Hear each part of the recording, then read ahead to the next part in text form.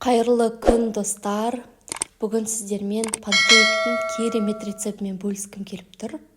Ол үшін бізге 2 жұмыртқа керек. Бұл жерде жұмыртқаны ағы мен сарысынан бөліп аламыз.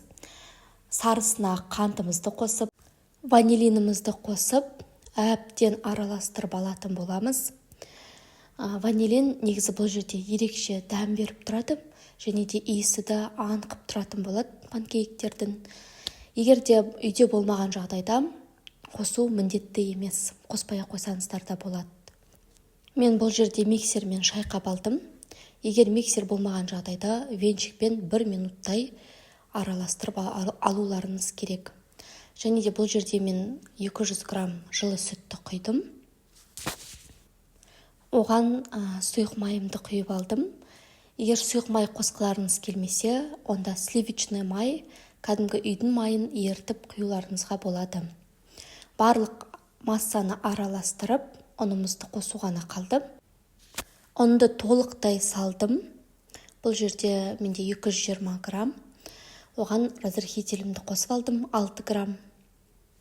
Негізі разрыхитель 10 грамм разрыхитель 500 грамм ұнға арналады.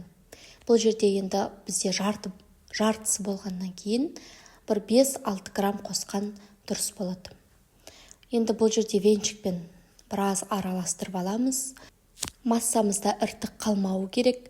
Бір келкі болғанша әбден жақсылап тұрып араластырып алатын боламыз. Сол кезде капкейки күштілеп көтеріледі.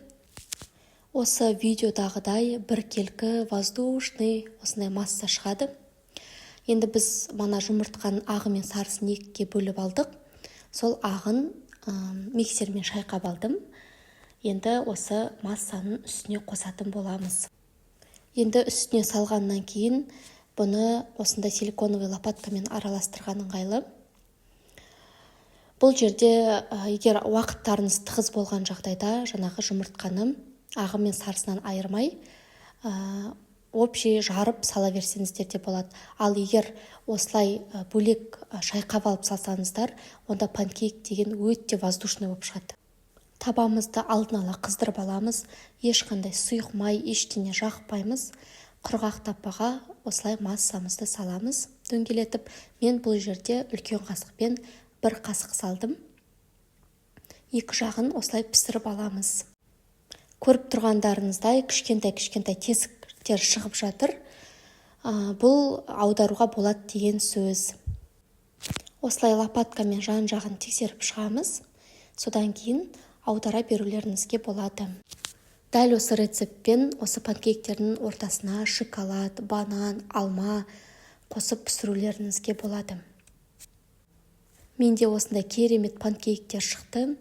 Іші воздушный, сондай пышный болып шыққан.